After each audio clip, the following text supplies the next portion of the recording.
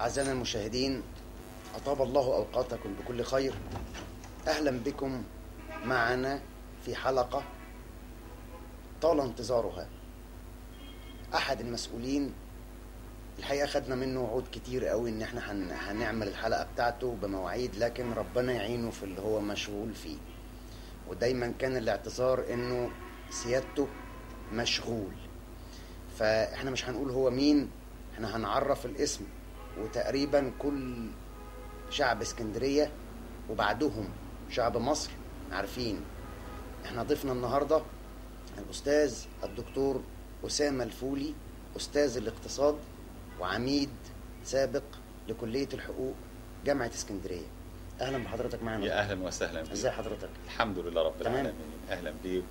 الحمد لله. واهلا بالساده المشاهدين كلهم. الحمد لله. ربنا يعين حضرتك على اللي انت فيه. امين يا رب العالمين، ويعين كل مسؤول في هذا البلد، ويعين كل مواطن محب لمصر في ان يعمل لخير مصر. ربنا يعينك يا رب. عايزين حضرتك تبدأ اللقاء بتاع النهاردة بكلمة قصيرة لشعب اسكندرية في المقدمة، في كلمة تانية في النهاية، بس في كلمة في المقدمة. حضرتك تحب تقول ايه لشعب اسكندرية في المقدمة؟ يعني أحب أقول لشعب اسكندرية إن أنا منكم وأخوكم وخادم لهذه البلد، وأسعى بكل ما أوتيت من قوة لأن أعمل لصالح هذا البلد، وبعتبر إن رضاكم عن هذا الأداء هو المسوغ الرئيسي لاستمراري في هذا المكان. لذلك أنا بأرجو من الله سبحانه وتعالى، وقلتها من قبل وسأكررها، أن يكون كل نفس لي في هذه الحياة هو في مرضاة الله وفي خدمة عباد الله إخواتي أهل الإسكندرية. أهلا بحضرتك معنا. أهلا بحضرتك. مبدئيا إحنا في برنامج علامة استفهام ما عندناش خطوط حمراء، إحنا دايما الأسئلة بتاعتنا في المنطقة الحمراء. حضرتك عندك خطوط حمراء على مناطق معينة هنتكلم فيها ولا اوبن؟ لا، بصفة عامة، بس يعني أنا لا أحب في كلامي أن أتناول أي إنسان آخر، ولكن على شخصي تستطيع أن تنطلق كما تشاء في كافة الخطوط الحمراء وما يرتبط بالخطوط الحمراء من خطوط ملونة أخرى. ربنا يعين حضرتك. وأعزائنا المشاهدين، بعد الفاصل خليكم معانا عشان هتلاحقوا في الأسئلة والمناطق الحمراء. خليكم معانا. أعزائنا المشاهدين، رجعنا مع حضراتكم تاني بعد الفاصل، وضيفنا الأستاذ الدكتور أسامة الفولي، عميد سابق لكلية الحقوق جامعة اسكندرية. حضرتك في هيئة التدريس في جامعة اسكندرية، تعاملت مع الشباب تعامل مباشر زي ما بنقولها فيس تو فيس. حضرتك توليت منصب محافظ اسكندرية من شهور، لغاية دلوقتي لم يظهر تعاون بين محافظ اسكندرية وبين الشباب، ليه؟ أعتقد ربما هذه المعلومة يعني محتاجة إلى شيء من التصحيح، لأن التعامل مع الشباب هو تعاون دائم ومستمر. خلال صفحة الفيسبوك على قدر الإمكان أنا بحاول أن أدخل على الصفحة وأتعامل مع الشباب وبشكل مباشر في كثير من الأحيان. أيضا من خلال التعامل مع الائتلافات، وربما قبل تسجيل هذه الحلقة مباشرة شفنا كان هناك حضرتك جئتم على غير موعد، وكان هناك هذا هؤلاء هم ممثلون لائتلاف شبابي. تمام. أيضا قبل أثناء الأحداث اللي هي كانت عند مديرية الأمن، كان هناك تعاون دائم مع الشباب. كان لما عملنا فكرة انزل يا اسكندراني، كان الذي آثار هذه الفكرة كانوا هم الشباب، والذي نفذ هذه الفكرة كانوا هم الشباب، وأنا نزلت تعاونا مع هذا الشباب تنفيذا لهذه الفكرة. أنا أولا إيماني المطلق، سواء حين كنت أستاذا في الجامعة أو حين توليت هذا المكان إيماني المطلق بالقدرات الهائلة للشباب وشباب اسكندرية بصفة الخاصة، لأنه شباب حيوي جدا، شباب مثقف، شباب محب البلد لاسكندريه، مش عايز اقول متعصب ايضا لبلده الاسكندريه. فلذلك مؤمن ان بصفه عامه لن تكون هناك اي جدوى لعمل اي تنفيذي ان لم تكن قراراته نابعه من الشعب، وخير ممثل للشعب هم الشباب. وايضا الشباب اكثر قوه على ان ينشر القرار وعلى ان ينتشر بهذا القرار وعلى ان يفعل هذا القرار على افضل صوره ممكنه. فأعتقد يكون خاطئا كل الخطأ أي مسؤول تنفيذي يفكر في أن يقوم بعمله ويعزل الشباب عن نطاق هذا العمل. تمام، يعني دلوقتي في تعاون مباشر بين محافظ الإسكندرية ومحافظة الإسكندرية والشباب السكندري. أقدر أقول إنها بداية، لأن قنوات التواصل يجب أن تكون متعددة. تمام. لذلك إحنا في الفترة الماضية يعني أقدر أقول إن كانت هناك كثير من الحرائق تشتعل هنا وهناك وتحاول أن تطفئ هنا أو هناك، سواء كانت مطالب فئوية، سواء كانت أحداث اصطدامات، انتخابات إلى غير ذلك. لكن جاء الوقت أن نهدأ قليلا وأن نفكر في عمل إيجابي من أجل مدينة الإسكندرية حتى نستطيع أن ننفذ رؤيتنا لمدينة الإسكندرية. هذه الرؤية باختصار شديد جدا أننا نسعى إلى أن نقود عملية تنمية مستدامة في داخل الإسكندرية بيقودها شعب الإسكندرية، ويكون هدف هذه التنمية هو أن يحصل كل مواطن على احتياجاته الأساسية في كرامة. ولذلك تنفيذا لهذه الرؤية لابد أن نعي أن هناك مهام، وهذه المهام بتفترض أن هناك أهداف، وهذه الأهداف بتفترض أن هناك خطة عمل، وخطة العمل بتفترض أن هناك خطة أخرى لتقييم ما يتم من عمل خلال المراحل الزمنية المختلفة. تمام. كل هذا من الذي يستطيع أن ينفذ كل هذا؟ من الذي يستطيع أن يتابع كل هذا؟ إن لم يكن هناك فريق من الشباب قادر على أن يحمل الفكرة ويستطيع أن ينزل المجتمع لينفذها بنجاح. تمام. سيادة المحافظ، حضرتك فتحت مواضيع كتير جدا وحضرتك بتجاوب على أول سؤال. هنقول حاجة، حضرتك ذكرت الصفحة على الفيس، الصفحة بتاعت حضرتك شخصيا ولا الصفحة بتاعت محافظة اسكندرية؟ لا، باعتباري كمحافظ الاسكندريه واخد بال حضرتك، وفي كثير جدا يعني رسائل بتاتينا على الصفحه، وعلى قدر الامكان بعض الاحيان مثلا احنا كنا محددين كل يوم سبت من الساعه 4:30 مثلا، لكن في كثير من الاحيان بتكون في هناك اجتماعات خارجيه، في حدث بيضطر انك انت تكون يعني خارج المكان، فبالتالي ان احنا يعني على قدر الامكان بنحاول ان انا يعني اتواصل مع الشباب على هذه الصفحه، خاصه ان في يعني انا ببقى سعيد جدا لما بتوجه انتقادات، خاصه من طلبات تكون مثلا احنا قلنا طلب معين ويكون الطلب ده احنا وعدنا مثلا هننفذه مثلا خلال فتره زمنيه معينه ولا ينفذ، فطبعا هذا بيثير غضب غضب الشباب، وهو محق كل الحق وانا مع كل الحق، ولو كنت مكانه كنت هعمل كده، وانا كمواطن سكندري انا معه 100%. تمام. ولكن للأسف الشديد هناك في كثير من الأحيان كثير من معطيات اللعبة تكون في خارج يدك. تمام. وكثير من القرارات اللي انت بتكون يعني أصدرتها أو بتنوي إصدارها متوقفة على عناصر أخرى. تمام. فإن لم تتحقق هذه العناصر للأسف هذا بيجهد قرارك. تمام. ودي من الحاجات اللي هي يعني بتتسبب في ضيق شديد. تمام. لأن أسوأ شيء أنك تعد ولا بشيء ولا تستطيع أن تفعله. لكن زي ما بقول لحضرتك احنا يعني مرينا في الفترة الأخيرة، ونأمل أن الأمور تهدأ إن شاء الله في الفترة القادمة بكثير من الأحداث التي تفرض نفسها علينا وتفرض وقعها أيضا على وقع العمل الذي نقوم به. سيادة المحافظ، الانتخابات في اسكندرية من ضمن المرحلة الأولى انتهت. حضرتك توليت محافظة اسكندرية بقالك 4 شهور دلوقتي أو 3 شهور تقريبا، 90 يوم. تمام. في خلال ال90 يوم المواطن السكندري ما شافش إجراء من محافظة اسكندرية غير سوق المعهد الديني اللي أزيل الساعة 2 بالليل وتاني يوم الصبح اتفرش تاني، والمحلات المخالفة اللي كانت على السور بتاع سكة الحديد قطر أبو قير في منطقة العصافرة، والقوات المسلحة دخلت أزالتها. وفي البعض لم يزال حتى الآن ومخالف. ميدان الساعة ما فيش حد راح زاره ولا شافه. شارع 45 بقى سوق محدش شافه. منطقة بكوس خلاص فاضل اليافطة بتاعت ممنوع مرور السيارات. فعليا حضرتك لو دخلت بعربية في منطقة بكوس مش هتطلع منها قبل ساعتين. فين محافظة اسكندرية في المشاكل اللي بيقابلها المواطن السكندري؟ شيء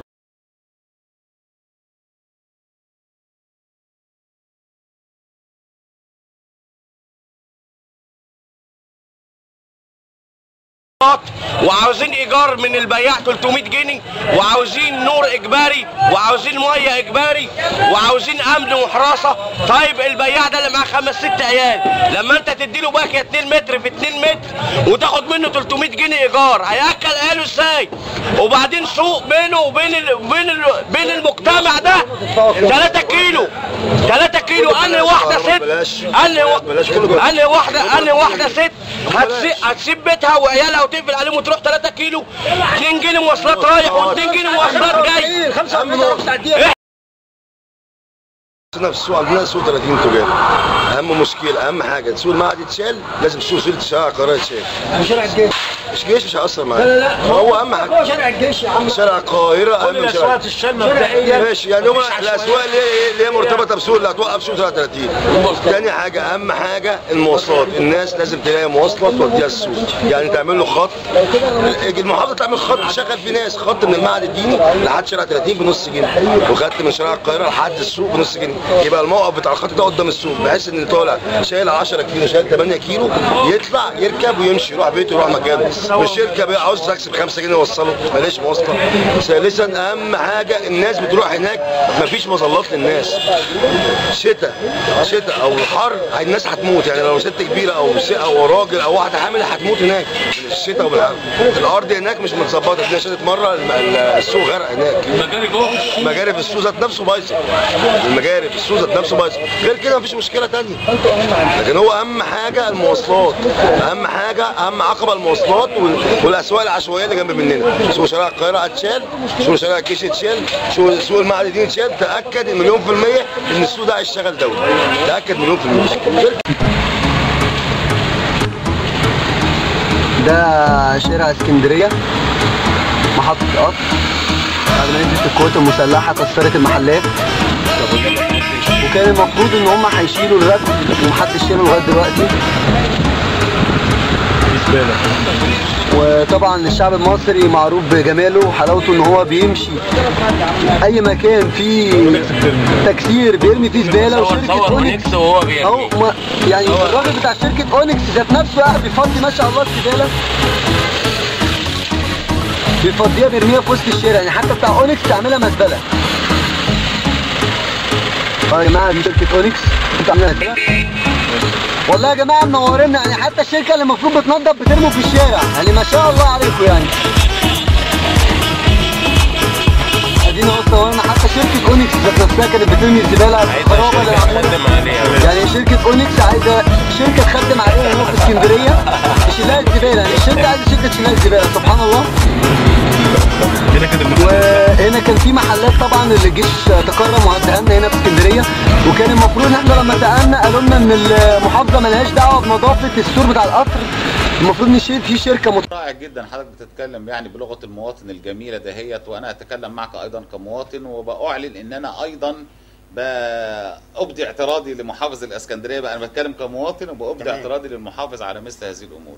زي ما قلت لحضرتك من دقائق ان كثير جدا من عناصر اللعبه ليست في يدك. تمام. مثل هذه الامور وانت تريد عمليه الازاله، هل انت ستزيل بنفسك ام بتحتاج الى قوه امنيه شرطيه بالاضافه الى افراد من القوات المسلحه؟ تمام. يعني دلوقتي حضرتك لو وجهت امر طلب ايا كان المسمى بتاعه لمدير امن اسكندريه، مين كان هو الشخص، محافظ اسكندريه وجه كلام لمدير امن اسكندريه المنطقه الفلانيه محتاجه تدخل الازاله.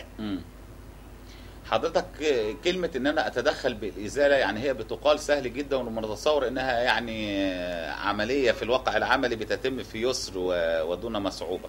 لكن اللي حضرتك بتتكلم عليه فيما يتعلق بالباعة الجائلين في الاسواق اللي حضرتك ذكرتها، سوق بكوس والساعة والمعهد الديني وخلافه، هذا لا ينفصل اطلاقا عن عمليات البناء العشوائي اللي بتتم هنا وهناك. ما احنا جايين لها. بل على العكس، لا بالعكس، اصل دي كل حاجه اصبحت بمثابه قضايا تقليديه وبنتكلم فيها ليل نهار. وتاكد ان انا بقول زي ما بقول لحضرتك، انا كمواطن، انا لو يقولوا لي مثلا هيحصل انتخاب لمحافظه الاسكندريه، ما انتخبش محافظه الاسكندريه تاني، لان ما شفتوش عمل ايه الحاجات اللي انا كان نفسي ان هو يعملها. تمام. لكن زي ما بقول لحضرتك، انظر دائما وابدا في حدود ما كان يمكن ان يحدث من امور سيئه ولم تحدث. زي ايه مثلا؟ اشياء كثيره جدا، على حاجه زي قضيه النظافه على سبيل المثال. حضرتك قضيه النظافه، انت بتبص انت نفسك الشارع يبقى زي سويسرا يبقى نظيف، لكن بتشوف ان في بتعدي بتشوف ان في قمامه. القمامه دي لعلم حضرتك لو ما كانش في مرور يومي عليها كانت تبقى في كارثه بيئيه تحدث في الاسكندريه.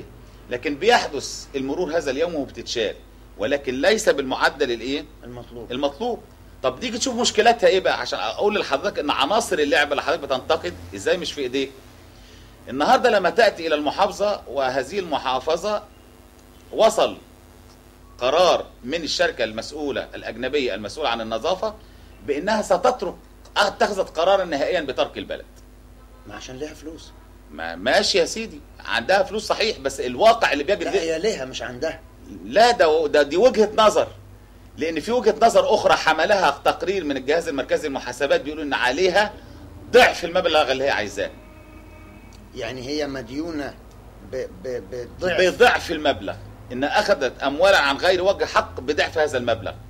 فالنهارده وزاره الماليه اللي هي بتبعت لك الفلوس عشان تبعتها للشركه الاجنبيه ما بعتتهاش. طيب ايه اللي في يعني فين الحلقه المفقوده، وازاي الشركه دي تخل بالتزاماتها وتطالب بالظبط كده وهي مديونه؟ من وجهه نظرها لا انا اديت هذا العمل، لكن من وجهه نظر تقرير الجهاز المركزي للمحاسبات انها لم تؤدي العمل وان الاموال دفعت عن غير وجه حق. فتجد نفسك بقى كمسؤول، لو انا دفعت لهم يعني اي مبلغ اصبح مسؤولا، لان في تقرير جهاز مركزي للمحاسبات بيقول كده. وبالاضافه الى ان اساسا الاموال اللي هي بتاتي من قبل وزاره الماليه لا تصل من اساسه، لان من مبلغ ال 11 مليون المفروض دفعه شهريا للشركه، منهم 4 مليون تقريبا اقل تزيد او تقل الاشتراكات اللي بتاتي مع تحميل فاتوره الكهرباء. اذا ال7 مليون الباقيين او ال6.5 مليون من الباقيين بيجوا منين؟ بيجوا من وزاره الماليه. طب وزاره الماليه عندها تقرير جهاز مركزي للمحاسبات بيقول الشركه اساسا او اخذت اموالا بغير وجه حق في الفتره من 2003 ل 2009. شوف بقى الفتره قد ايه؟ 6 سنين. 6 سنين. وبعدين بيجي الجهاز المركزي للمحاسبات وبيعبر عن الكلام ده امتى؟ قبل انسحاب الشركه او قبل تاريخ النهائي لتركها البلد بحوالي اسبوع بيعلنوا عن هذا الامر. فلذلك انت كمسؤول بتجد نفسك امام كارثه بيئيه حقيقيه ستصالحك بمدينه الاسكندريه. 6 مليون مواطن، 6 مليون مواطن ما فيهاش ايه؟ ما فيهاش ما فيش نظافه. ما فيش نظافه. لكن الفرق ايه حضرتك؟ لانك حضرتك متعود انك نفسك تشوف الشارع زي سويسرا، عايز تشوف الشارع نظيف تماما. الشارع النظيف احنا شفنا الشارع ده في اسكندريه كان امتى؟ احنا شفنا مع بدايه عمل الشركه. ايوه جميل جدا. ما هو ايه اللي حصل بقى؟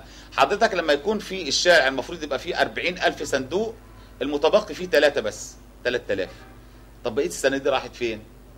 يا اما جزء منها استهلك، الجزء الاكبر سرق، وسرق امام اعيننا كمواطنين، ويتداول امامنا كمواطنين في ايدي من؟ في ايدي الفرازين اللي هم منتشرين الان، ووصل عددهم الى 20,000. مشكله هنرجع لها بعدين. فاذا الشركه بتعتمد في منظومه عملها على وجود صندوق مليء بالقمامه بترفعه الى العربه. الصندوق سرق وهي لا تاخذ مستحقات، خلاص، فامتنعت عن ان ترفع المخلفات. ليه؟ لان ليس في عقدها انها بترفع المخلفات من على وجه الارض. طيب الصندوق مش موجود. ما ده اللي بقوله لحضرتك. ما شوف بقى حضرتك، دي مشكلات بتفرض على نفسها عليك من خارجك، لان ليس اساسا احنا النهارده اعتبر يعني من ضمن الاخطاء التي يجب تفاديها في المستقبل انك بتركن بالمهمه بالكامل الى شركه ايه؟ واحده. اذا حدثت معها مشكله انهارت المنظومه. طيب ما هو احنا لو لجأنا لشركتين هنرجع لا ده اللي مسؤول، لا ده مش انا، ده هو اللي مسؤول. ابدا ابدا ابدا. من الممكن تنظيم المساله بحيث تنظيمها الى قطاعات. دلوقتي سياده المحافظ في حاجه انا مش فاهمها، واعتقد انه برضو حضراتكم مش فاهمينها. حضرتك استاذ في الاقتصاد وعميد سابق لكليه الحقوق. يعني حضرتك عندك درايه بالاقتصاد، وحضرتك دكتور مع حضرتك دكتوراه، وملم ببعض مواد القانون، مش هنقول كل القانون. العقد شريعه المتعاقدين. العقد اللي بين محافظه اسكندريه او الحكومه المصريه او مواطن سكندري، في عقد بينه وبين الشركه دي. العقد ده مذكور فيه بنود من ضمنها ان الشركه دي هي اللي مسؤوله عن الصناديق، او المحافظه هي اللي مسؤوله. ان الشركه هي اللي مسؤوله عن الكناس بتاع الشارع، او المحافظه هي اللي مسؤوله. الشركه مسؤوليات الشركه ايه ومسؤوليات المحافظه ايه، وبالتالي المواطن ياخد خدمه نتيجه للفلوس اللي هو بيدفعها. لان زي ما قلت لسيادتك، هل النظافه ما بتتشالش؟ بتتشال، بس بتتشال متاخره. لان زي ما بقول لحضرتك، لو تم منع الشيل حضرتك او عدم الشيل ده لمده يوم واحد، تبقى حضرتك فيه تلال. حضرتك مش عارف حضرتك بالوزن. انا متخيل. انا بعد اذن اكمل بس عشان اذا سمحت لي، يعني اذا اترك يعني عشان اشرح الفكره عشان تبقى مكتمله. فدلوقتي حضرتك يوميا بالاوزان بيتم جمع القمامه في حوالي 4,500 طن، يعني 4,000 طن ونص حضرتك بيتم جمعهم يوميا من القمامه. لان الاعداد في الاسكندريه عن عقد سنه 2000 واحنا بقينا 2011، اسكندريه حجمها، حجم السكان او حجم المساحه زادت عن سنه 2000. تمام. فبالتالي الرقم اللي حضرتك بتدفعه مع فاتوره الكهرباء كام؟ 3 جنيه او 4 جنيه، واقصى حاجه 10 جنيه. تمام. العمليه عمليه نقل، عمليه جمع، وعمليه نقل، وعمليه اعاده تدوير، وعمليه دفن. اذا في عمليات 4. حضرتك زي ما قلت نفسك، وده املك وكمواطن، وهذا امر مشروع، نفسك تلاقي باستمرار تلاقي الدنيا نظيفه.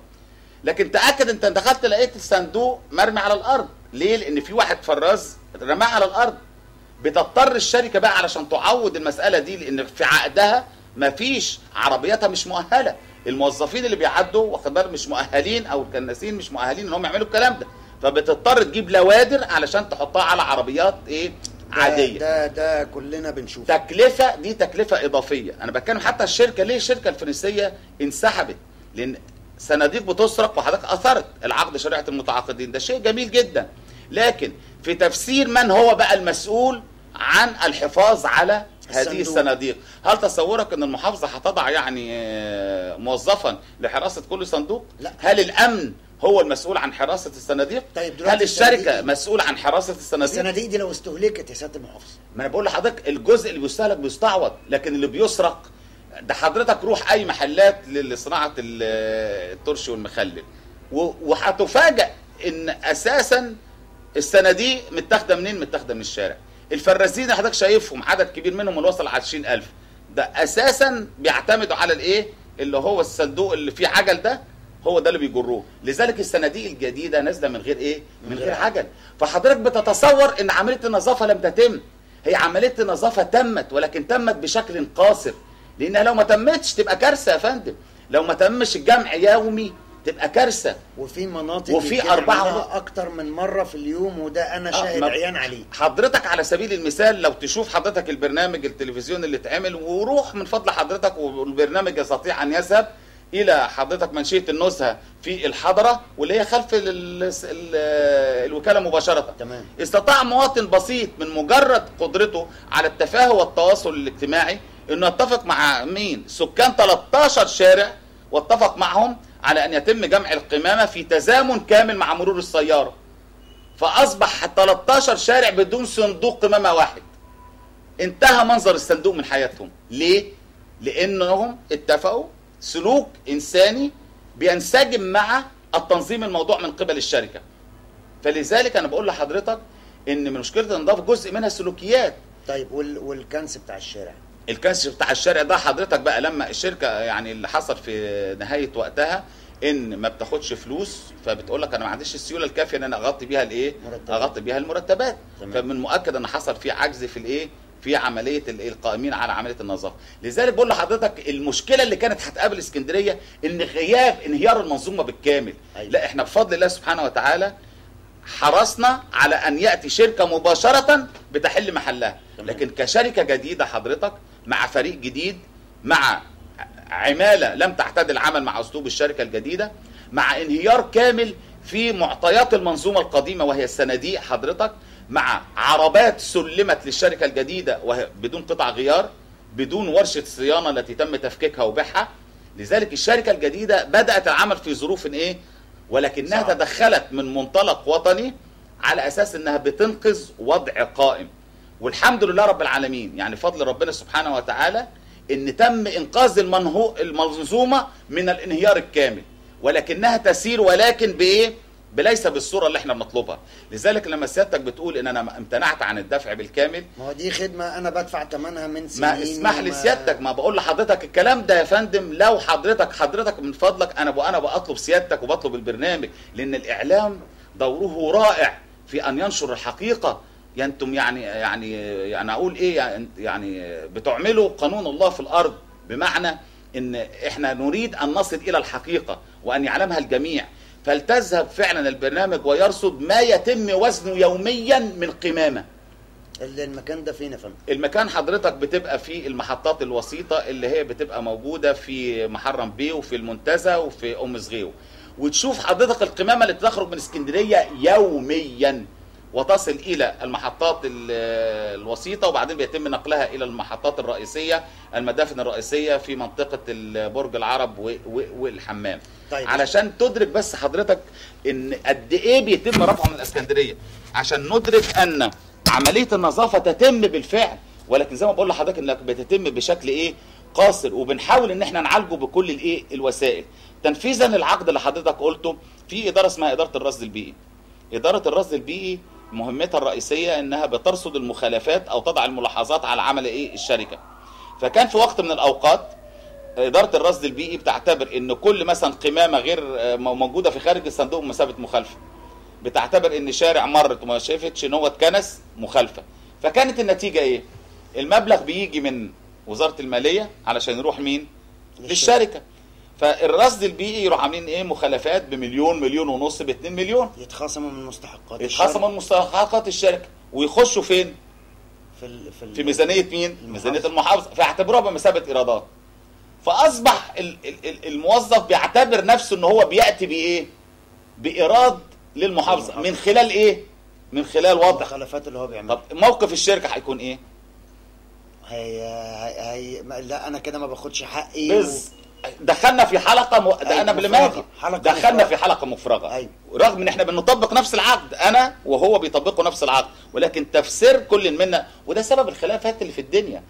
كل الخلافات اللي حضرتك شايفها في الدنيا دي كلها بينظمها عقود، ولكن للاسف تفسير كل طرف لهذه العقود واعمال كل طرف للشروط الجزائيه او بنود المخالفه اللي موجوده في كل عقد من العقود. حضرتك اطلعت على العقد؟ طبعا. طيب حضرتك دكتور في القانون الاقتصادي، يعني احنا حضرتك دكتور في الاقتصاد؟ في الاقتصاد اساسا، ولكن طبعا بخلفيه قانونيه ومستشار يعني في كثير من هذه الامور يعني. ما شاء الله. طيب العقد ده هل ابرم بشكل صحيح ولا في قصور في بنود العقد نفسه؟ هقول لحضرتك في فترته الزمنيه الاولى ربما هذا العقد كان بيحمل شيء من التوازن، لكن طبعا مع تغير الظروف، خاصة انك انا شخصيا يعني زي ما علم الاقتصاد وغيره من العلوم، يعني فيما يتعلق بظاهرة الاحتكار في حد ذاتها. ظاهرة الاحتكار في غاية الخطورة، انك بتوكل المهمة بشكل كامل لمؤسسة واحدة او شركة واحدة، هتتعامل على طول باسلوب مين؟ باسلوب الشخص المحتكر. لذلك لما احنا بنتعامل حتى مش مع منتج عادي، لا ده احنا بنتعامل مع خدمه عامه، وخدمه بتهم الايه؟ القطاع العريض من المواطنين كل الناس. لذلك بدات الشركه بدايه رائعه. ليه؟ لان الشركه بتعمل في ظروف حساباتها جيدا وفقا لدراسه الجدوى، وكان في هذا الوقت سعر الدولار 3 جنيه وقليل، يعني 20 قرش 25 قرش. ايوه. النهارده اصبح سعر الدولار كام؟ 6 جنيه. 6 جنيه. يبقى معنى كده لو الشركه كسبت، لو نفترض انها كسبت 10 مليون، هتحولهم بكام؟ الاول كانت هتحول لهم دلوقتي بقى نص القيمه بالظبط. فاصبح الربح اللي هي بتاخده، رغم ان هو الربح في حد ذاته بالجنيه المصري قل عن الاول، ماشي. واصبح كمان عشان يتحول للدولار بايه؟ اقل مما كان عليه. ماشي، ما هو مش بيتعامل برضه في نفس المساحه. لا بعد اذن حضرتك، ما هو الرقم اللي موجود في العقد ثابت لمده معينه بيتم تغييره اظن كل 3 سنين. فبالتالي اصبح المبلغ اللي هو بتحصل عليه بشكل صافي اقل. فدي شركه مالتي ناشونال، شركه يعني دوليه النشاط، شركه دوليه النشاط وبتعمل في عدد كبير جدا من الدول. فبتتخذ قرارها الاستثماري بشكل ايه؟ بدم بارد، بمعنى انه اين تضع استثماراتها في المكان الافضل الذي ياتي لها بعائد اكبر. فبالتالي هذه الشركه حصل كذا عامل بيؤدي الى ان هي تتخذ قرارها بالانسحاب. فمثلا تراجع سعر الايه؟ تراجع الجنيه المصري في مواجهه ايه؟ في مواجهه الدولار. تمام. فبالتالي ادى الى تراجع ارباحها التي تقبضها بالدولار. تمام. ما يسرق زي ما قلت لحضرتك ويخل بعمل المنظومه. تمام. الحاجه الثالثه ان هي كانت بتعتمد في جزء من ايراداتها على التدوير. التدوير يعني ايه؟ انا باخد القمامه دي كنز، وصناعة القمامة كنز. بيعملوا منها سماد وبيعملوا منها الألمونيا تاني والإزاز تاني والبلاستيك تاني والورق تاني. جميل. فلك أن تتخيل مع انتشار عدد الفرازين بشكل تدريجي إيه اللي حصل؟ كل التدوير ده خسر. كان يبقى هو بقى اللي كان بيتصور إن هو كمكسب ممكن يجيله ويعوض بيه الخسائر اللي بتلحق بيه، ما بقاش إيه؟ ما بقاش يتحقق. فبقت اقتصاديات المشروع بالنسبة له الحل إيه؟ أضيف بعد إذن حضرتك إن كثرة عدد الفرازين بهذه الصورة نتج عنه سلوكيات يعني لا يمكن وصفها. أنا شخصيا بيحصل عندي في الشخص اللي هو بيقوم بجمع القمامة، بيجمع القمامة من المنزل، فكلنا بنفرح إن هو أخذ الإيه؟ الأكياس من البيت، فالبيت في حد ذاته أصبح نظيف. تمام. هذا الشخص بيعمل إيه؟ بمنتهى البساطة وبدم بارد دلوقتي بيفرز كل حاجة لوحدها، بيفرز وبيروح رامي في أي منطقة. وأول حضرتك ما بتشوف في قمامة موجودة على ناصية الشارع، اول واحد بيحط اول كيس، اللي بيحصل خلاص بعد كده الكل على طول بقى وراه. لذلك نتجت عنه سلوكيات شاذة كثيرة جدا. لذلك عدد النباشين والفرازين يزيد يوم بعد يوم. الدخل المتوسط، الدخل في اليوم الواحد بيزيد عن 300 جنيه. حاولت الشركة في بداية ظهورهم انها تستقطبهم، رفضوا، لان طبعا ما يحصل عليه من عائد يفوق بكثير ما يمكن ان تعطيه له الايه؟ الشركة. فلذلك لابد منظومة النظافة في حد ذاتها تتغير.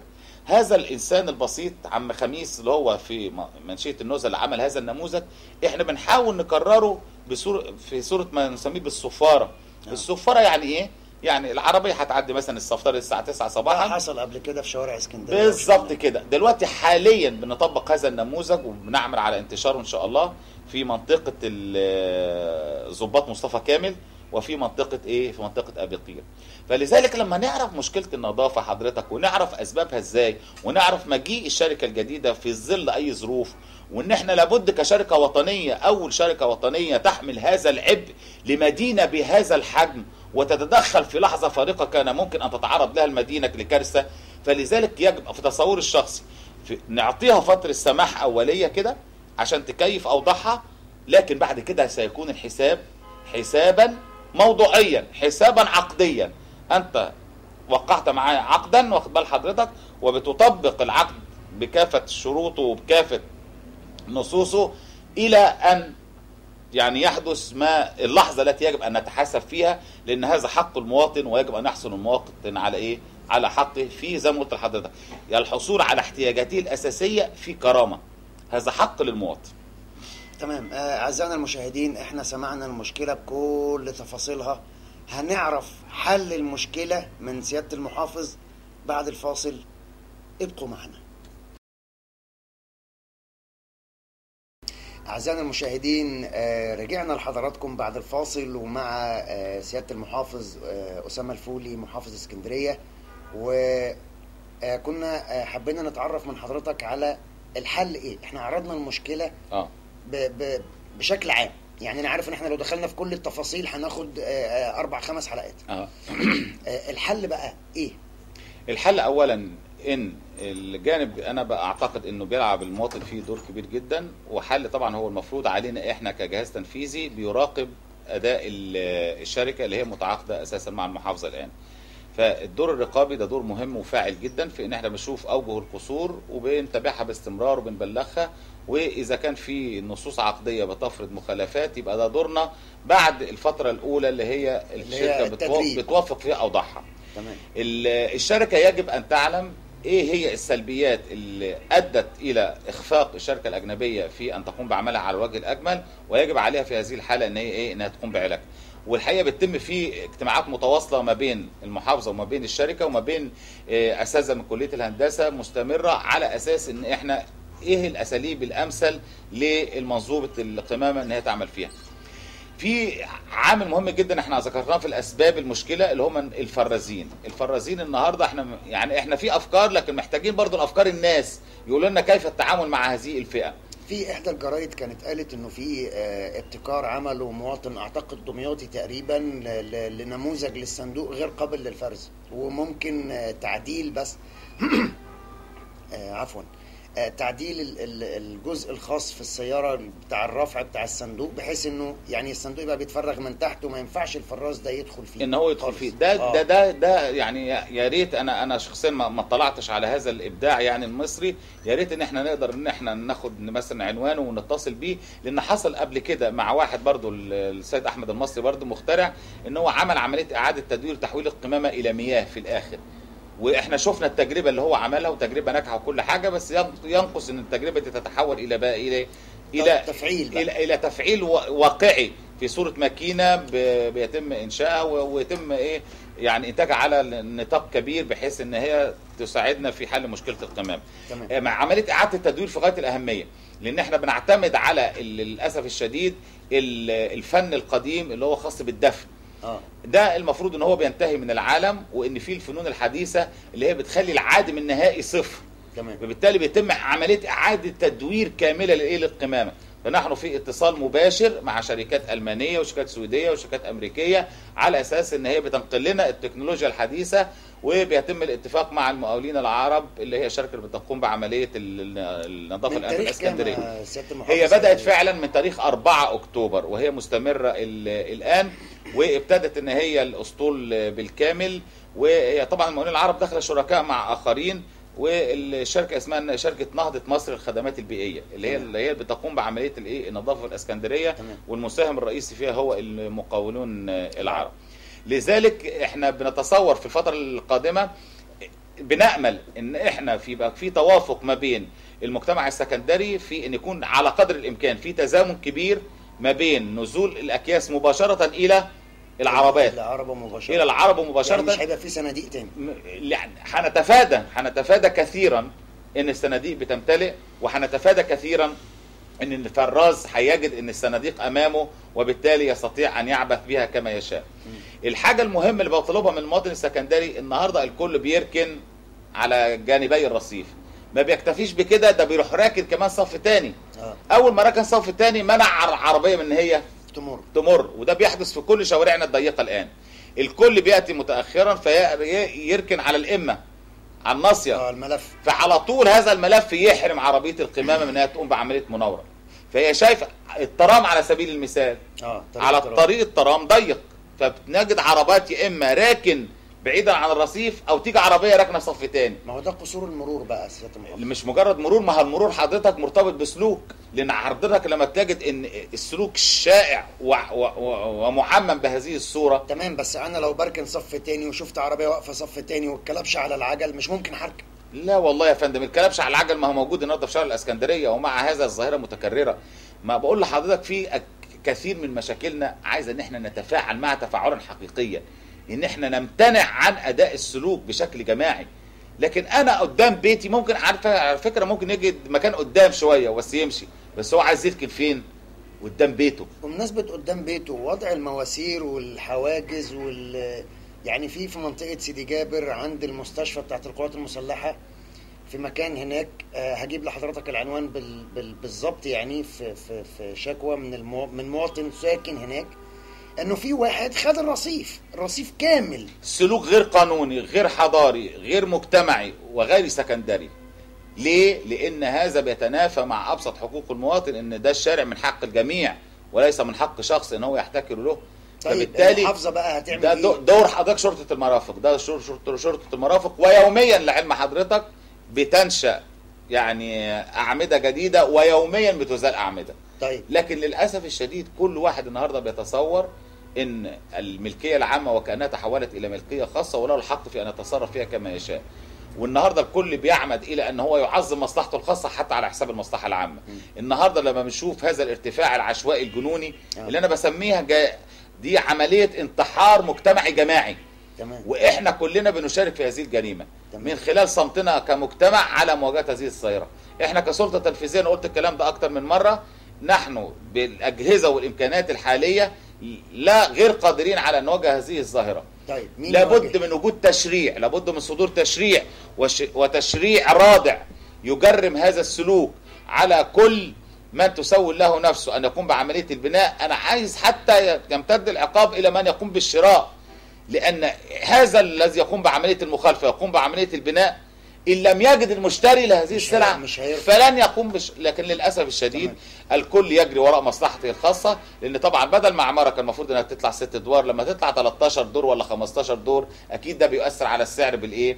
بالنزول. فكل الناس بتفرح وبتجري، ولذلك احنا بنفاجئ لما بنذهب علشان نقيم عمليه الازاله، تفاجئ من الذي يقاوم؟ المشتري، لانه خايف على الفلوس اللي دفعها. طيب ماشي يا سياده المحافظ، ما هو يعني احنا شفنا العماره اللي عند مدرسه الطفوله السعيده على البحر وهي بتزال، وشفنا الجيش والمدرعات، وتمت ازاله ادوار كتير من العماره وما كملتش. ما حضرتك ليه بقى؟ لان حضرتك عشان زي ما حضرتك اشرت، عشان تقيم كل عمليه ازاله والخوف من البلطجيه، وطبعا كل المقاولين هو عارف ان الازاله دي بتمثل ايه بالنسبه له وتمثل قد ايه خساره، فبيجند. فتقدرش زي زمان كانت تذهب من المحافظه المهندسين والمقاول ينفذوا بدون وجود شرطي في بعض الاحيان. ايوه. حتى اذا احتاج يعني الشرطي او 2 أو 3 الناس عشان الطوب فقط لا غير، فقط لا غير. دلوقتي لم تكن هناك قوه شرطيه معتبره بالاضافه الى قوه من الجيش لا نستطيع ان نقوم اعمال النظافه. الطفوله السعيده راحوا الناس دي كلها وفضلوا اليوم الاولاني. ايوه. واخد بال حضرتك؟ والمقاول ابتدى بس ما كفوش اول يوم، راح تاني يوم. قوة الشرطة مش موجودة وقوة الجيش مش موجودة. طبعا هذا المقاول تتصور انسحب ومشي. بالظبط كده. فحاجات تانية، احنا في محرم بيه كان عمارة طالعة 13 دور في شارع يدوب عرضه 4 متر. نفاجئ طلعنا على دور ال 13 عشان نهده، لقينا في الدور ال 12 في ناس ساكنة. ناس ساكنة وجايبة بقى وبتطبخ واولاد بيزعقوا. يعني ناس ساكنة يعني ساكنة. فاحزن النهارده بقول لحضرتك السلوك المجتمعي للاسف هو الذي يقف في كثير من الاحيان حجر عثرة امام ان احنا بنحمل القانون. لذلك لابد من صدور تشريع جديد، وهذا ما ناديت به في مجلس المحافظين، وهذا ما يعني اقوله في كل مداخلة وفي كل ندوة.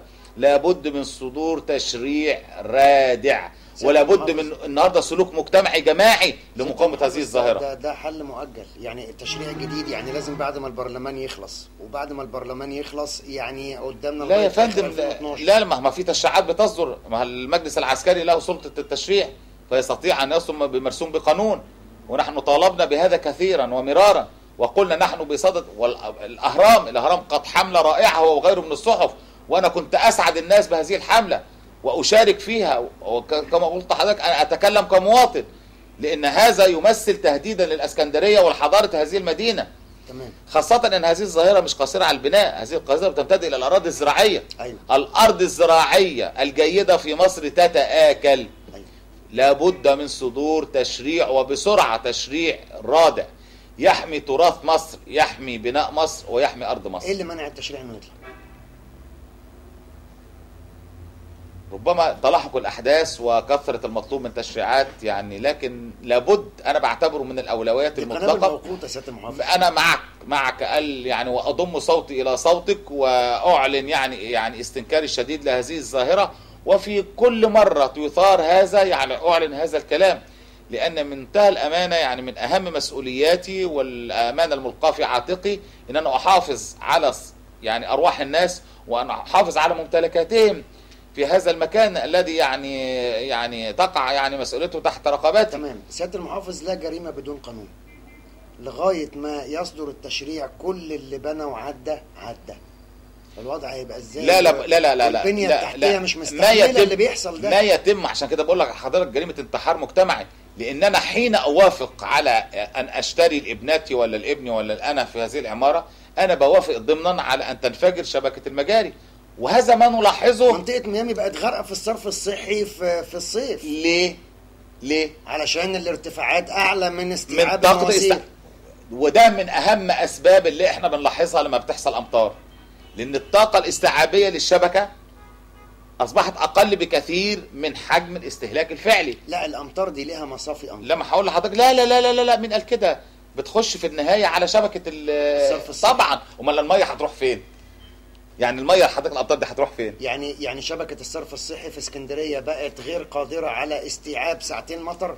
احنا غرقنا في شبر ميه يا سياده المحافظ. لا النوى اللي فات. انا بستاذن سيادتك، العالم كله يواجه ظواهر طبيعيه، والعالم كله عنده شيء من الصبر. في عواصف جليديه، في عواصف ممطره بتؤدي الى فيضانات. احنا شيء من الصبر. احنا كون ان احنا بنتاخر ساعه ونص وساعتين بيمثل غضبه عارمه. لان انا اكمل بس معلش كلامي، انا عارف حضرتك في مناطق، طبعا في مناطق اختناق، في منطقه مثلا زي المنظره، كوبري المنظره ده مشكله حقيقيه. ليه؟ وبتستمر ساعات طويله. ليه؟ لان حضرتك لما تحس ان طاقه المحطات لابد من زيادتها محتاجه الى مش استثمارات مش بعشرات الملايين، استثمارات بمئات الملايين. فلذلك لابد ان نعي تماما ان جزء من المشكله هو ضروره زياده الطاقه الاستيعابيه لمحطات الصرف الصحي الحاليه. لابد هتكون هناك مناطق اختناق، سياده المحافظ، ونحن لا نضع رؤوسنا في الرمال، نحن نعترف بها تماما. نفق محمد نجيب يا سياده المحافظ، نفق محمد نجيب غرق ميه، عربيه الصرف الصحي اللي داخله تسحب الميه غرقت. ايوه ما هقول لحضرتك وعطلت. ايوه. طب فين ما بقول لسيادتك لما بتنزل طاقه كبيره، حضرتك اي حوض في الدنيا مش له طاقه استيعابيه. يعني انا لما بنزل الميه بتدفق عادي الميه بتنساب مباشره. حضرتك هات يعني نجيب حله كبيره ونكب الميه مره واحده، ايه اللي يحصل عبال الميه بتنصرف؟ هياخد وقت اكتر من بالظبط. حضرتك وصفت المساله بالظبط. فتفاجأ مثلا على سبيل المثال، احنا عاده حتى لو لميت القمامه حضرتك الصبح مثلا من الصناديق، احنا عادي جدا سلوك المواطن العادي في معاه كيس شيبسي او معاه كنز او معاه كذا، بيعمل ايه؟ بيرميها فين؟ سياده المحافظ اكمل بس الفكره ما انا هرد على حضرتك. لا انا ما كملتش الفكره. المواطن في وقت من الاوقات ما كانش بيرمي الكيس بتاعه في الشارع وكان بيستنى لغايه ما يوصل للباسكت. النهارده بيشوف الكياس مرميه بيرمي جنب الكياس. ما بقول لسيادتك حضرتك بعد اذن سيادتك، يعني النهارده الشارع حضرتك للاسف الشديد لما بتكون حضرتك موجود في ميكروباص، ودي بتظهر من ركاب العربيات او التاكسات او الميكروباصات. تمام. لما النهارده هو في غير كثير من في البلاد الخارجيه او حتى هنا في مصر، في ناس حاطه كيس وبتحطه قمامه على التابلو كده. أيوة. بحيث لو اي منديل كلينكس او حاجه بيحطه في الكيس وبينتظر لما بيروح اول صندوق يروح رميه. تمام. انا اتمنى انا بقول كده عشان انا نفسي في عربيتي، ابني في عربيته نفسي يعمل كده، وبوجهه لكل مواطن. سياده المحافظ انا اقسم بالله لو الشارع اتكنس ونضف المواطن لان انا مواطن عشت في اسكندريه في 2000 2001 2002 2003. الطفل الصغير ما بيرميش الكيس بتاع البطاطس او الا لما يروح للباسكت عشان يرميه لان الشارع نظيف. النهارده الشارع مش كده. سياده المحافظ منطقه زعربانه غرقانه ميه لغايه النهارده من النوى اللي فاتت. يعني الماسوره مش قادره تاخد الميه في فتره 10 ايام.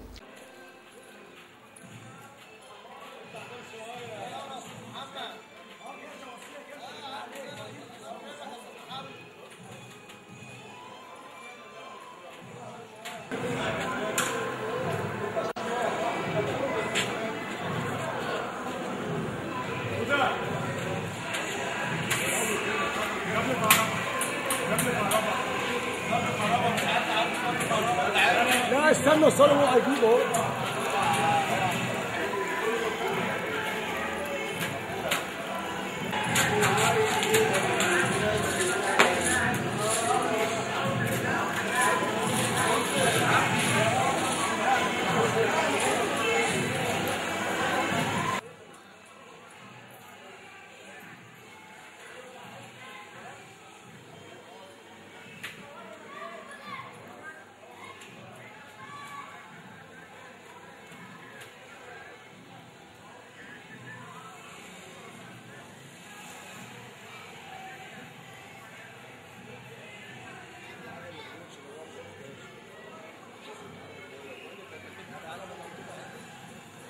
هنا كل ما زايد عن الدكاتره. صور الدكاتره اهي. لك الكابل هنا. في كابل هنا ممكن. لا لا تمام تمام هنا منور. اشتغل يا الله ينور عليك.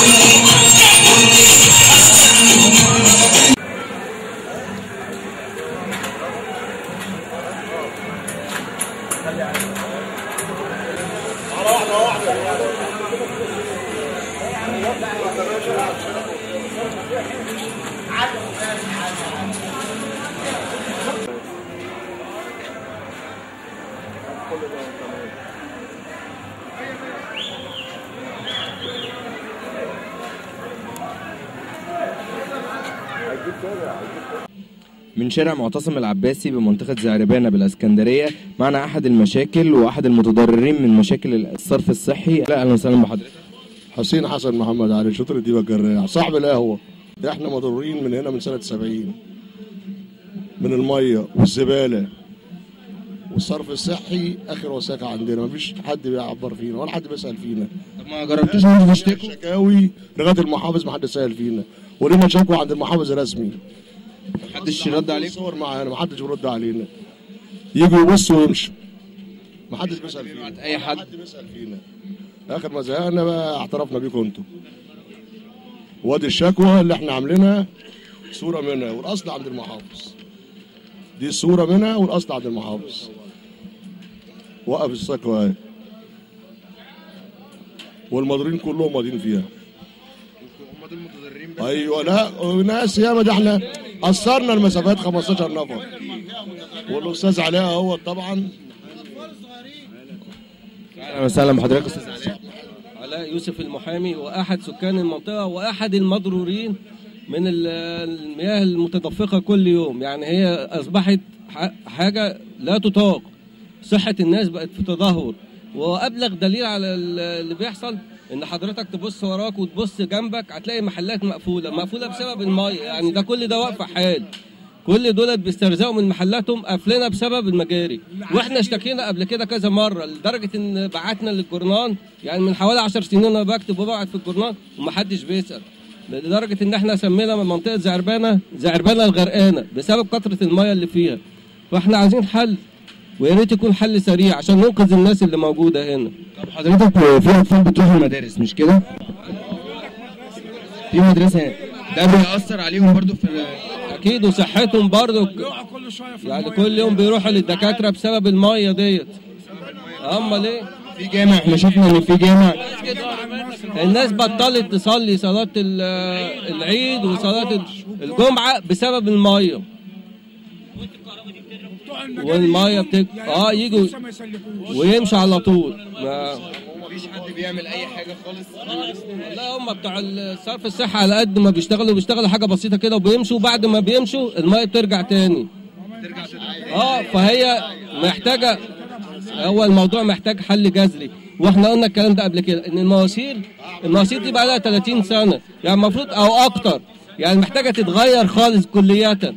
لما تشال المواسير دي وتتغير وتيجي مواسير اكبر يمكن تحل المشكله. طب انتوا مين المسؤولين اللي انتوا جربتوا تروحوا؟ احنا بعتنا في الجورنال الاخبار. انا عن نفسي بعت في الجورنال كذا مره وبالصوت وبالصوره ومحدش برضه بيسال. ولا سائلين فينا حضرتك. 3 مليون ونص وبتاع مفيش حاجه لغايه دلوقتي. شكوى قبل كده لعادل لبيب وقال لك هنبعت المسؤولين ومحدش سال فينا بكادة واحد اسمه جابر سعيد خدنا ودخلنا عشان في حزب المحلي، وراح مضى من عادل لبيب الشكوى وقال لك فوت علينا بكره يا سيد ومشينا.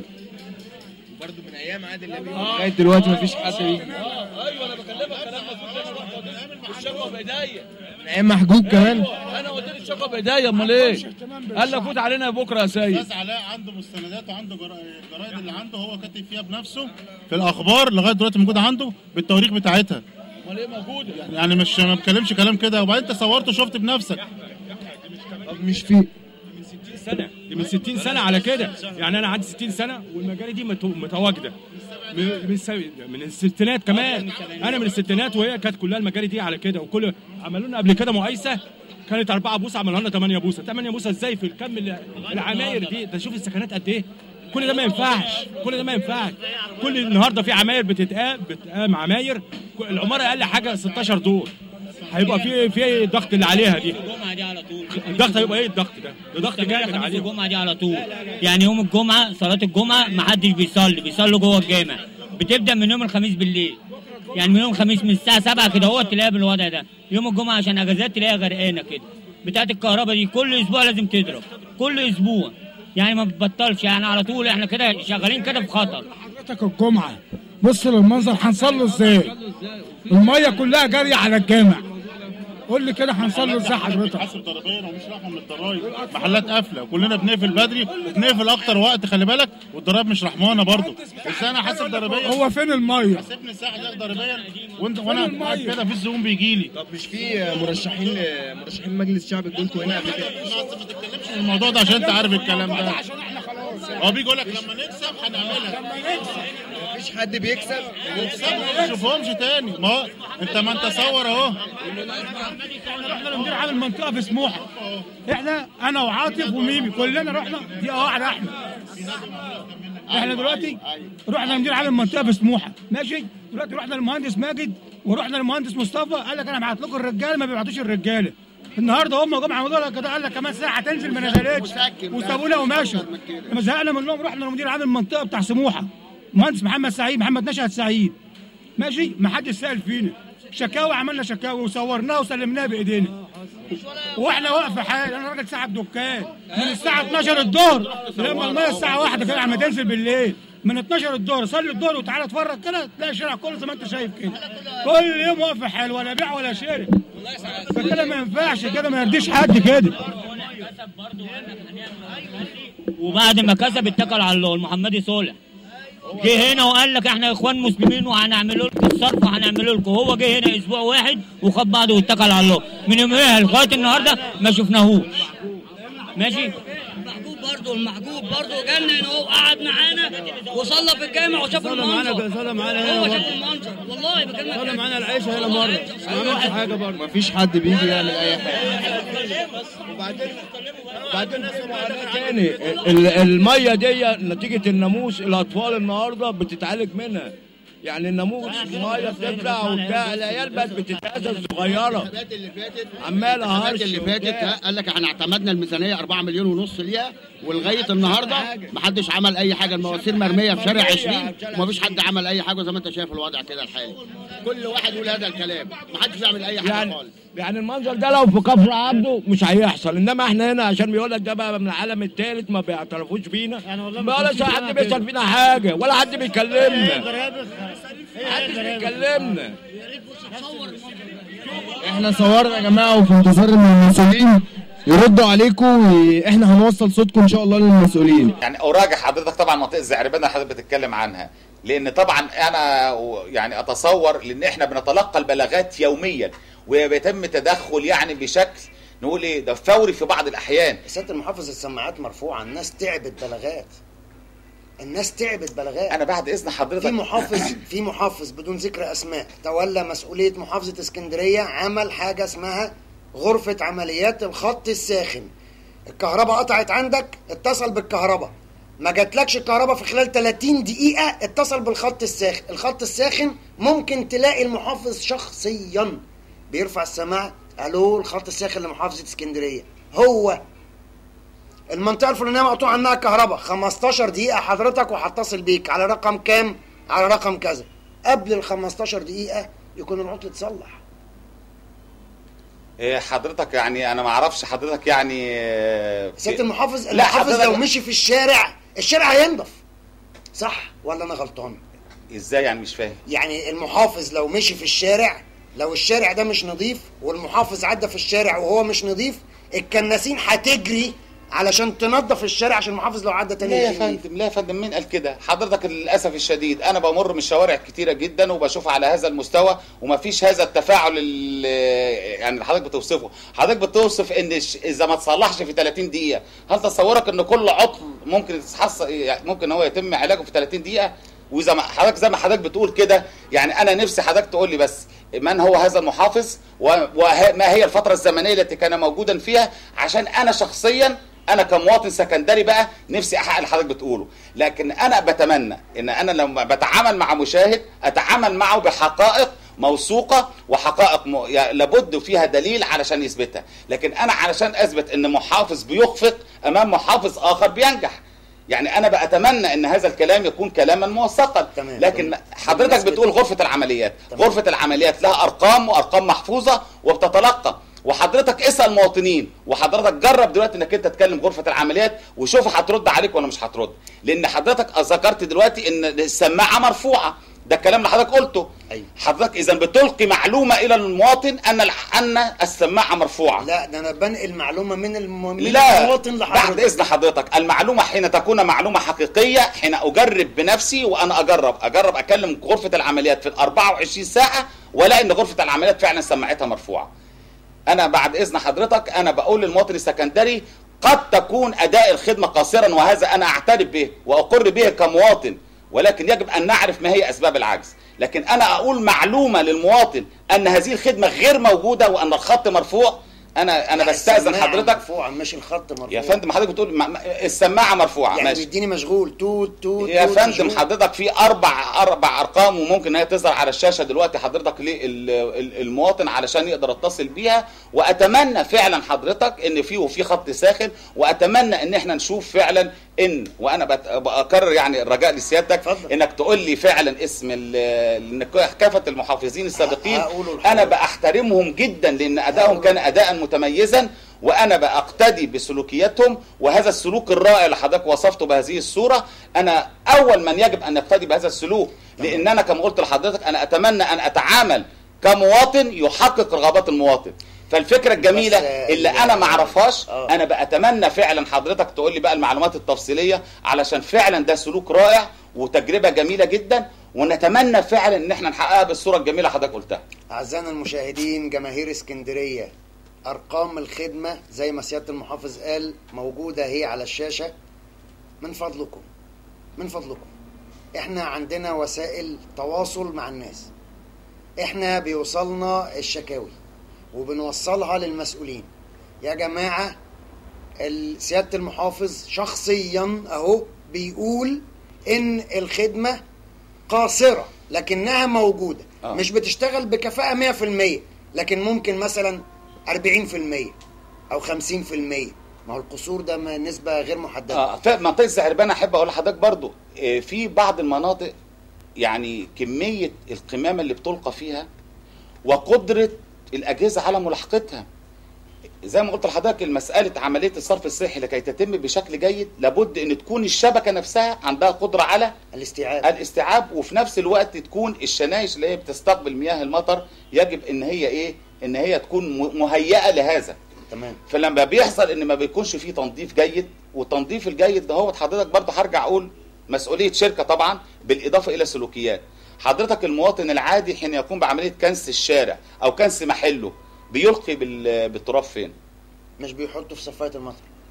بيحطوا فين؟ بينزلوا على الرصيف، مش كده تحت الرصيف؟ لا، بيلموا في كيس، واحنا صورنا الكلام ده وهيتعرض في الفواصل. يبقى شيء رائع، يبقى ده سلوك رائع. وبيلموا في كيس وبيروح يرميه على تل القمامه اللي الشركه مشكوره بتروح تشيله بعد كده. ده سلوك رائع، انما للاسف الشديد في كثير من الاحيان بينزلوا على ايه؟ على تحت الرصيف، على صفايه المطر. لا، او المطر بيجي ياخد التراب وينزل بيه جوه بالظبط. ده جانب. الجانب الثاني حضرتك ان جزء كبير من الشنايش الحديد ده هي ذات نفسها بتتسرق. معدل السرقه بيصل بعض الاحيان في بعض الايام الى 30 و40 قطعه، لانها بتمثل كام؟ القطعه الواحده ب 850 جنيه. هو بقى بيبيعها بكام خرده؟ الله اعلم بقى. لكن الظاهره موجوده حضرتك ويوميا، والبلاغات يوميا، وبتمثل خساره يوميا لشركه الصرف الصحي المسؤوله عن ايه؟ عن الصرف الصحي في ماشي، الاسكندريه. احنا تجاوزنا موضوع سرقه الغطيان بتاعه التفتيش، حطوا نوعيه اخرى وحطوا نوعيه ثانيه. للاسف برضه بتتسرق. ما اصل هو لما اللي بيسرق حضرتك هو متصور ايه؟ هو متصور ان اي حاجه بياخدها تنفع. الاولاني كان بيبيعها كحديد زهر، هو دي بيبيعها كغطاء ممكن يستخدم في استخدام اخر. هو بيتصور ان اي شيء مال عام اصبح مستباحا له. فلذلك طيب يعني بصرف النظر هو بيتعامل مع هذا الشيء وكانه مال ايه؟ مال خاص مملوك له. فلذلك ظاهره السرقه يوميه. فطبعا الناس لما تلاقي حاجه مسروقه عشان بيخاف ان حد بيقع فيها، فبيعتبر من قبيل اداء الخدمه للاخرين ان هو بيسدها بايه؟ باي حاجه بيحط تراب فيها، بيحط تراب فيها، يحط صندوق، يحط اي حاجه، فبينتج عن هذه العمليه ايه؟ عمليه سدد. لكن فعلا منطقه زي منطقه زعربانة بتستحق عمليه الدراسه، لان ممكن تكون منطقه الشبكه فيها مشاكل متهالكه. فبقول لحضرتك في مناطق اختناق، والشركه اول من يعترف بمناطق الاختناق. تمام. التدخل سريع ولا مش سريع، هو دي بقى القضيه اللي حضرتك اثرتها. كون يبقى في خط ساخن، لابد يكون في خط ساخن، بس زي ما اقول لحضرتك في بعض الاحيان في زي ما حصل في النوى اللي فاتت، كانت كميه الامطار اللي نزلت كانت غزيره جدا. تمام. بحيث حصل عمليه الاخناق في كذا مكان في نفس اللحظه. تمام. فالعربيات المتاحه ما تقدرش مش عارف يروح فين ويسيب ما تقدرش تغطي نفس كل المناطق في نفس اللحظه. تمام. فبتبقى النتيجه ايه؟ الناس اللي ما وصلتهاش يقول لك بس ده ايه ده، ما حدش بيعبرنا ومحدش بيسال فينا. لدرجه ان الامر وصل في منطقه ابو سليمان ان هم ايه؟ ذهبوا للجراج اللي هو فيه العربات. ايوه ده انا بقول سلوك المواطن يعني في بعض الاحيان ما بيبقاش عارف الصوره كامله متكامله قدامه. يعني احنا لو صبرنا ساعه او ساعتين المساله هتوصل، بس النتيجه لان الامكانيات احنا برضو يعني بنرهق المسؤولين وبنرهق الاجهزه التنفيذيه، ان احنا نفسنا ان بلدنا واملنا ان بلدنا تبقى حلوه، وان لو حصلت مشكله يبقى تدخل ايه؟ سريع. لكن بجوار هذا ما بندركش ان الامكانات بصفه عامه، هل امكانات البلد قادره على ان هي تخلق فرص عماله كما كان في الماضي او كما كان قبل الثوره حاليا؟ هل الميزانيه اللي بتوصل للمحافظه، احنا من 500 مليون جنيه طلبت لم يصل الا 104، لم يوافق الا على 104. حضرتك قول لي كيف تستطيع ان تواجه مستلزمات محافظه كامله علشان تواجه ما هو مطلوب من ده؟ الموضوع ده عايز واحده ست بيت شاطره بقى، اللي هو مصروف البيت كان 1000 جنيه، طب الدخل قل بقى 100، دبري نفسك يعني. جميل جدا، بس يكون رب البيت حاضرا عنده استعداد بقى ان هو يتغدى طبق عدس ويبقى مبسوط وسعيد، ويتعشى بزيتونتين حضرتك وفلافلايه ويبقى سعيد جدا.